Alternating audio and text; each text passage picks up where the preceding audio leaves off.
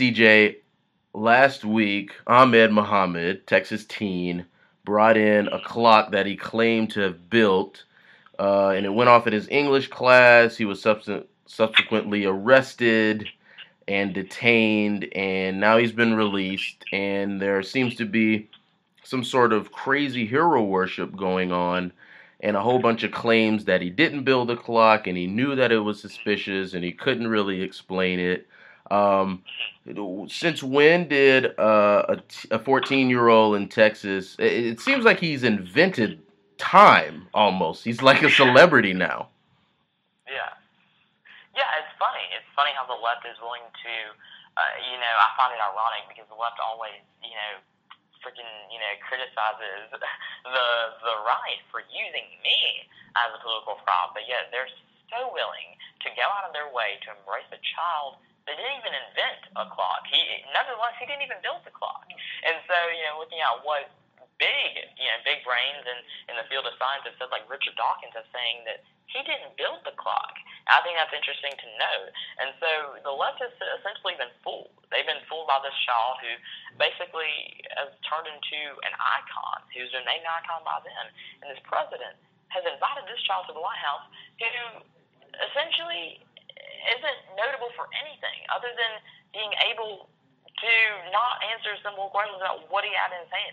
If he was able to answer the question, what do you have, a bomb or a clock, this situation could have been avoided, but he refused to cooperate, and that's his issue. I don't feel bad for him. Right, right.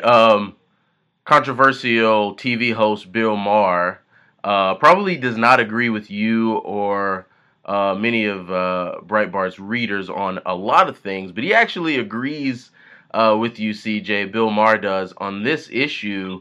Bill Maher points out that we have had an issue of homegrown terror, and that terror has been, acted upon by young men who happen to be Muslim over the last few years. So it's not crazy.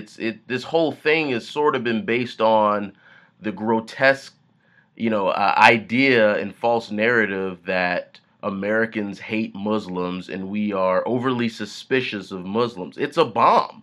Or it looks like a bomb, right? I mean, the school did everything that it was supposed to do. They only, school administrators only have one chance to be wrong, right? Definitely, definitely. If to fast track, to look towards the future, what if this was a bomb? We would have in the discussion, why did they not look into it? Why did they not take those extra precautions? But yet they did, and now they're getting flack for it. Right. So all I have to say is it's important to be vigilant. A few weeks ago, we went to Twitter, we went to Facebook, we went on social media saying we would never forget 9/11. But yet we are so willing to forget 9/11 just because of a political agenda here that we're not willing to be vigilant anymore. And I think it's important to note that if we're not going to forget, we always have to be vigilant. And the administration, the police, they were being vigilant, and they should be commended for it. Right. Speaking of vigilance, in a YouTube video, you are a YouTube star. You made this video about Al Sharpton in April of this year. You said, "I'm sick and tired of you, Al Sharpton, being the voice of black people." In August, MSNBC announced that Al Sharpton would be demoted from his primetime TV spot of 5 days a week to Sunday mornings. And Sunday mornings on MSNBC is only like 5 people watching him. I mean, for sure. You made that statement about Al Sharpton in April. He was demoted in August. How much power do you have, CJ? That's a great question. Well, I don't know if I had meant much influence over that decision there, but I would have to say it kind of proves the point is that Al Sharpton is losing the influence that he has. In honesty, I know many people on the other side of the aisle in the black community that hate Al Sharpton. They believe that all he does, the only time he shows up is for a check. And I think that's something that many people of the audience that he seeks to target is starting to reject him, reject his, rhetoric, reject his, his divisive agenda. And I think it's something interesting to note is that, him being demoted, it just shows his waning influence. And I'm glad that it's being taken away from him because, in honesty, he represents the type of discourse we should not have in the political system. Right. So you took on Facebook about a year ago, and by all accounts, you won that war. What is really going on between you, your Twitter account, and President Barack Obama? Definitely, definitely. Now, there's been tons of confusion about this. Is that, I've gone on Twitter to promote my petition about sitting down with the president. And I've been quite clear about it, that I want to have a meeting with him to talk about the issues facing the millennial generation. And I think it's a quite simple request. If he's able to invite Ahmed, he should be able to invite me to have a civil discussion. And I think it's important to have that type of discussion in the political arena. So, I was going on his Twitter profile to promote my petition to get more signatures, and I was blocked. And Hmm. it was something that I thought that would probably never happen, considering it is an official White House account. So Right. looking into exactly what had occurred is that I posted it, and it took Twitter by storm, and it kind of got a lot of attention. And then you have journalists who were kind of making a huge deal out of it, because it was important to know that this account had blocked an American citizen. It doesn't matter if I'm a critic of him or of his administration, but it matters because I'm an American citizen.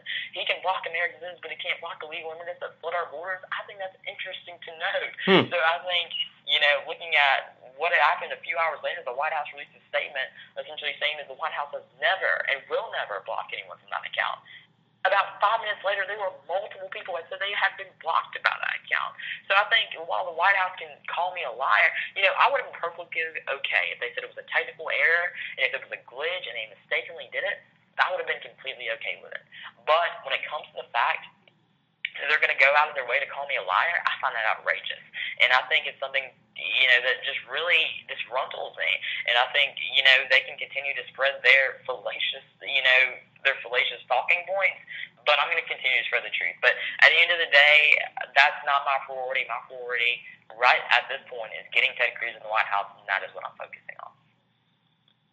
Right. Well, I think America does need President Obama C.J. Pearson beer summit, but maybe that'll happen in the future. Speaking of Ted Cruz, yeah, you're the national chairman of Teens for Ted. How about you tell us a little bit about that? How that happened?